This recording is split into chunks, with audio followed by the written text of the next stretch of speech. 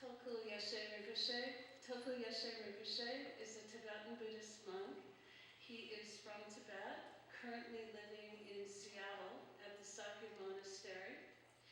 He is here because this is TCEF, the Tibetan Children's Education Foundation's 20th anniversary year, and Tulku Yeshi is helping us to do a interactive mandala at the Halter Museum in September and October. So he's been here very busily working on that. And we're so thrilled that he agreed to do a public talk tonight to all of you wonderful people. Tulku has studied with all four schools of Buddhism, the Sakya school, the Nyingmapa school, Kagyu school, and the Gelug school, and many years with the Dalai Lama. He is also a writer. He has written a book, several books actually, that have been published on Buddhist psychology and philosophy. One book he has here tonight is Half Buddha? Handbook for Half Buddha. Handbook for Half Buddha. He also has a book that's coming out. It's not yet published, but will be published, called Tibetan Zen, which sounds very interesting, combining the schools. He is also a poet and has written both nonfiction and fiction articles for different Tibetan media, and has written in both English and Tibetan.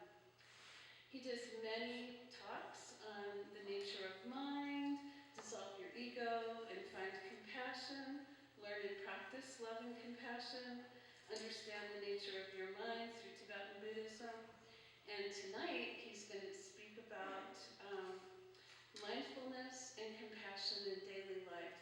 So again, welcome, and I'll just turn this right over to Yeshua.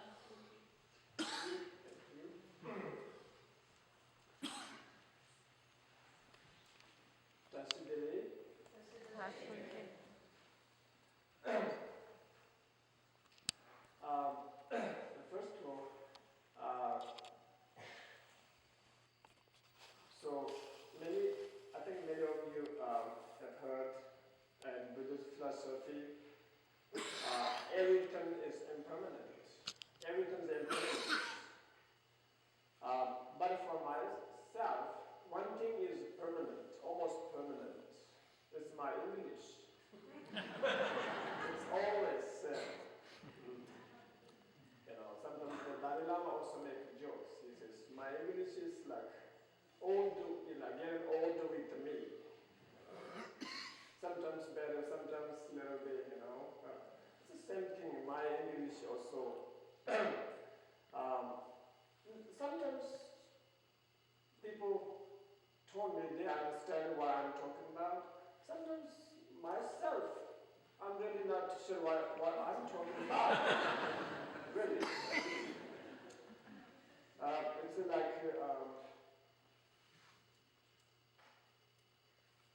sometimes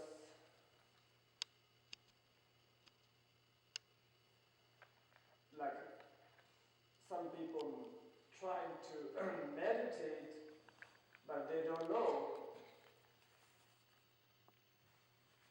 how to meditate. They kind of like they lost the point. Something for me, like the language, especially English language,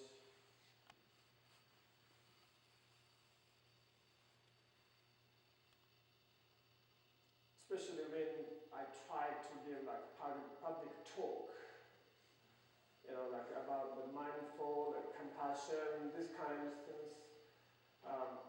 I have to think about two things. Of course, number one, what I'm, talking about, and the secondly, the language. So it's look like new driver, drive on the highway. I should look front, of course, like back, and the right, left, everywhere. I should pay attention. So my English is not really perfect. So please, if you don't understand what I'm talking about, you can say, please say, again, repeat again. So also today I work like yesterday. Also, I became busy, so I didn't prepare my talk.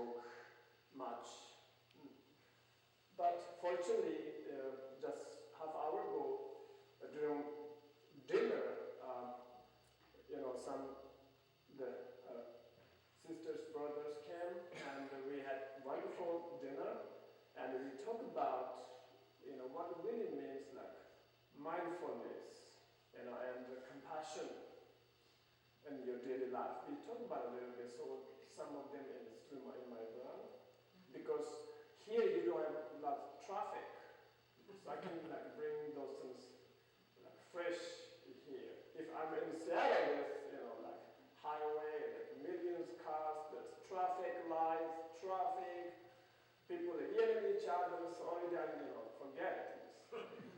So I'm very happy. I think you're very lucky. This is a beautiful city, and surrounded by the beautiful mountains. It looks like the Tibetan, the mandala, the real mandala. Sometimes when the holiness, the Dalai Lama give Kala Chakra empowerment that the Tibetan monks, making the send mandala. Send mandala itself is in the center. Then it is like around the mandala, there's like the mountains. We call. So this place, this city, is beautiful. There's no more like tall towers, those kind of things. This is amazing. I think it's very beautiful. But it's not really enough. The beautiful city and beautiful mountains, surrounded by you.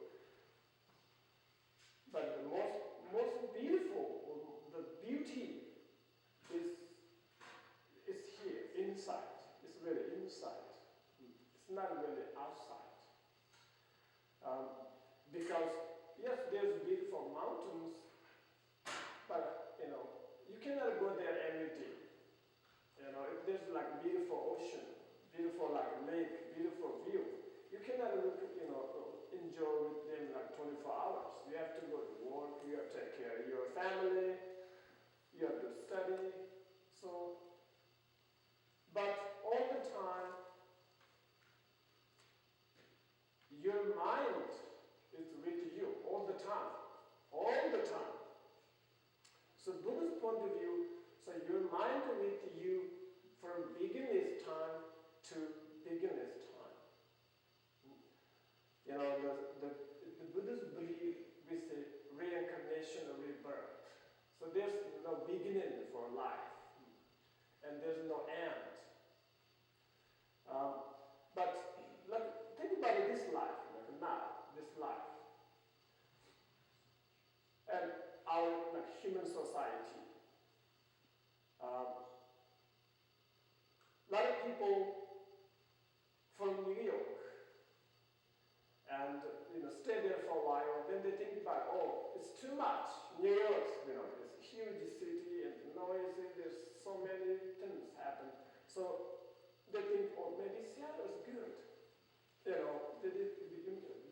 move to Seattle, but still Seattle is a big city. Then they think about, let's go to Alaska. Then they move Alaska, like Anchorage. Then they think, it's still Anchorage is growing up city. There's so many things happen, and winter is really cold, and there's such things. Then they think, let's move to Hawaii, like a big island. They move to Hawaii, big island. They stay for a while, and yes, there's still, there's volcanoes, and sometimes those, there's lots of problems. Then how about Honolulu? They moved to Honolulu. And for a while it's beautiful, and such things happen. But then later, there's millions of people too. But then they think about how about move to the small islands. But yes, there's some happiness, but still there's some difficulties too. Then they think about very small islands in the Pacific Ocean. Some people live there, only a couple hundred people there. They think, now I'm fine, everything is safe. I can my house door in 24 hours. I don't need lock my car, so there's no worry about thieves, those things. But after a while, there's still difficult. Maybe you're lonely. Sometimes you feel lost. It's Nobody's there. Like from the Google Earth, you cannot see those small islands. If you go in, the zoom and zoom and zoom, how do you find it there? Sometimes I thought, it's amazing.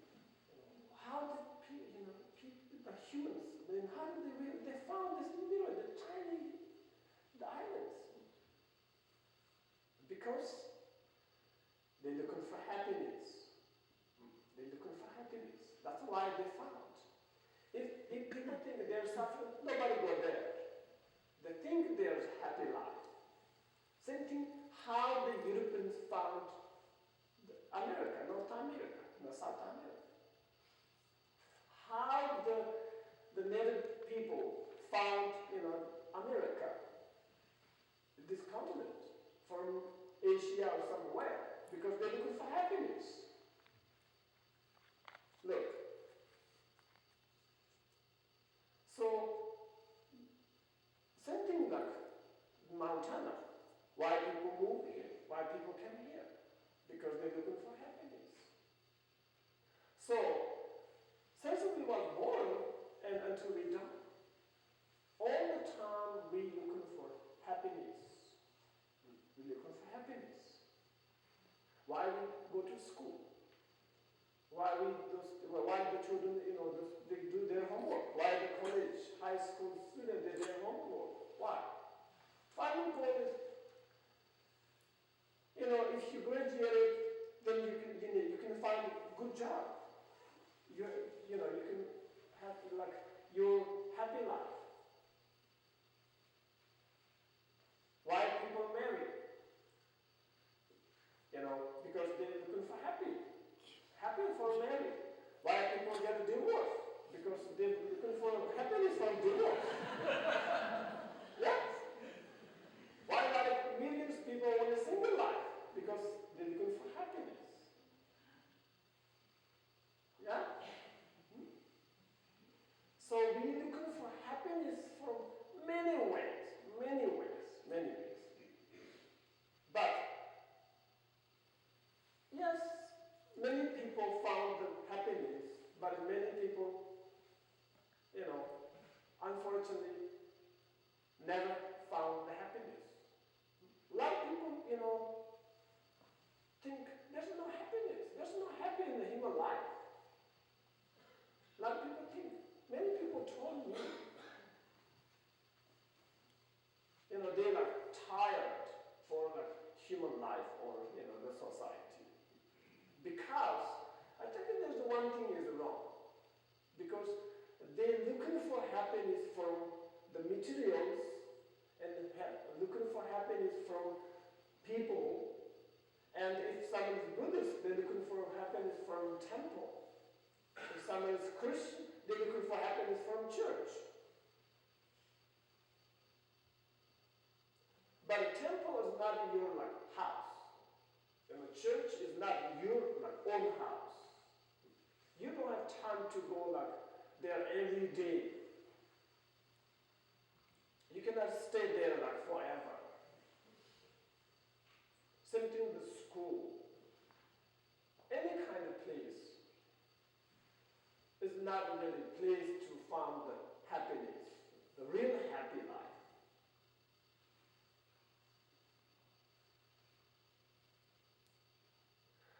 And Buddhist point of view, we're looking for the real happiness from someone's mind. It's always there. It's always there. Because if you think you are the happiest person, that's all. Yes, you're the happiest person. Nobody can say you're not the happiest person. Someone is the happiest person. No, nobody can say. Because for yourself, you're the happiest person. That's all. That's enough. Same thing when you eat food. If you feel full, that's all. No, it doesn't matter. Someone think you need eat more. This means if you think that's all, this is enough. That's enough for you.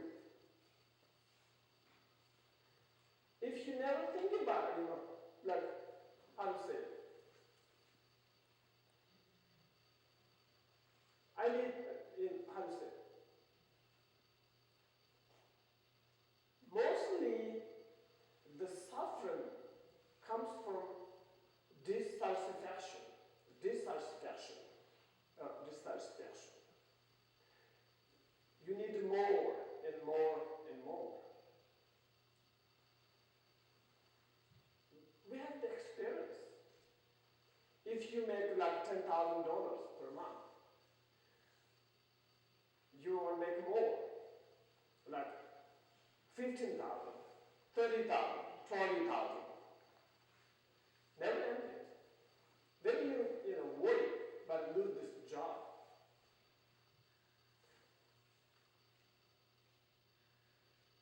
And like half hour ago, when we having the dinner, we're talking about like a mortgage.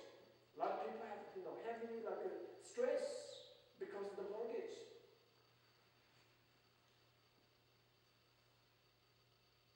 Some people want to stay in very fancy or luxury apartment and house, but the monthly mortgage is more than you make the money monthly. Then they worry about it. Look, you create your suffering. If you cannot pay that much, you should buy small house. You can rent cheaper, place.